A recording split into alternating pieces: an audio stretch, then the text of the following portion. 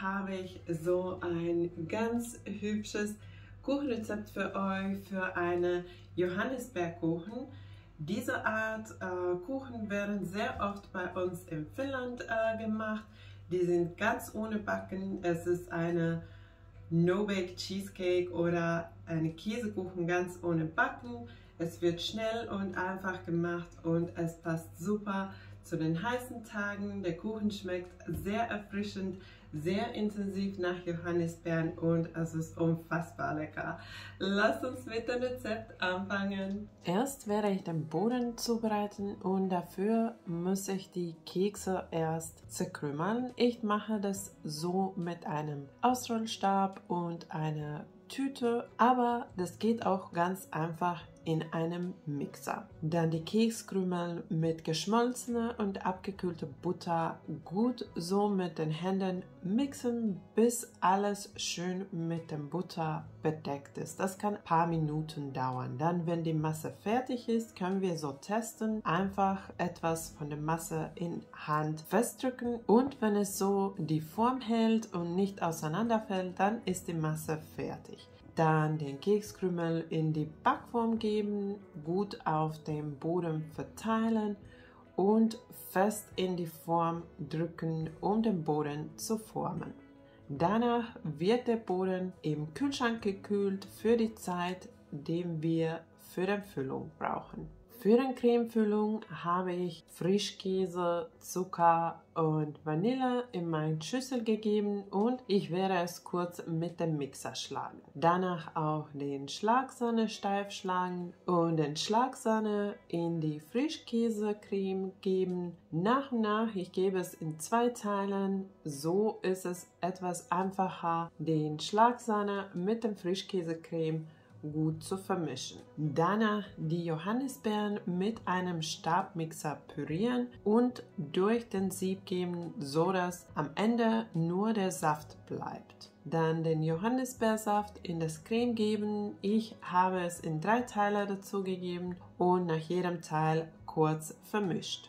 So ist es einfacher, das Ganze gut miteinander zu vermischen. Danach noch die Gelatineblätter einweichen, erst im kalten Wasser etwa 5 Minuten, dann das Wasser abgießen und die Gelatineblätter mit heißem Wasser schmelzen lassen. Hier nur so viel heißes Wasser dazugeben, bis die ganzen Gelatineblätter komplett geschmolzen sind.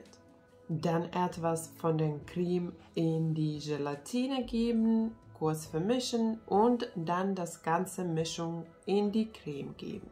Und das Ganze direkt miteinander vermischen und in die Backform gießen. Danach wird der Kuchen 3 bis 4 Stunden kühl gestellt, bis es fest geworden ist. Erst wenn der Cremefüllung schön fest geworden ist, können wir mit dem Gelee weitermachen. Für den Gelee erst die Johannisbeeren mit Stabmixer pürieren und auch hier durch den Sieb geben. Wenn man die Johannisbeeren so durch den Sieb gibt, bleibt oben so ein Schaumschicht und diesen Schaum werde ich auch euch empfehlen zu entfernen. Dann wird diese Gelee-Schicht ein bisschen klarer. Das geht ganz einfach so mit dem Löffel, so viel wie möglich von dem Schaum einfach entfernen. Dann mit Wasser bis 300 Milliliter abfüllen und Zucker dazugeben. Ich habe erst 2 Esslöffel Zucker dazugegeben, dann probiert und gemerkt, es ist etwas sauer und dann noch eine Esslöffel Zucker dazugegeben.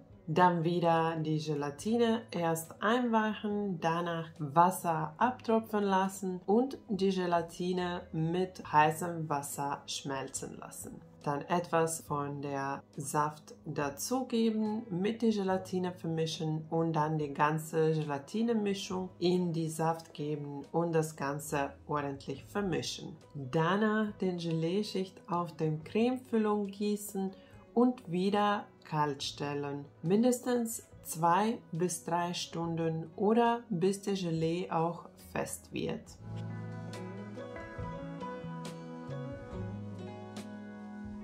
Den fertigen Kuchen erst auf Servierteller geben und dann den Backrand entfernen. Hier mit so einem Spatel oder Messer den Kuchen von dem Rand auflösen und ganz vorsichtig diesen Schließteil erst hochheben und dann weitermachen. Es geht nicht einfach durch, das habe ich versucht, geht nicht. Danach den Backrand vorsichtig öffnen und hochheben.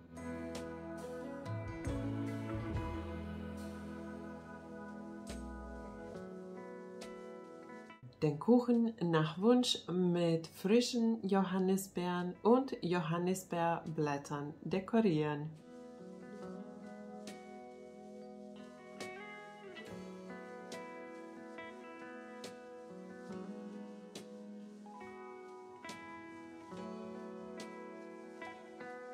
Ich wollte euch noch ein kleines Tipp geben, den Kuchen am besten mit einem warmen oder heißen Messer anschneiden, dann bekommt man solche schöne, saubere Kuchenschnitte. Lass es dir schmecken!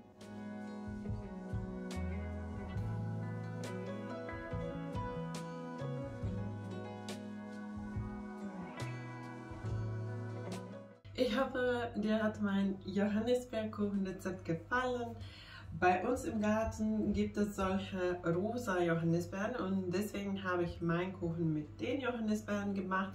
Aber der Rezept ist auch perfekt für rote Johannisbeeren.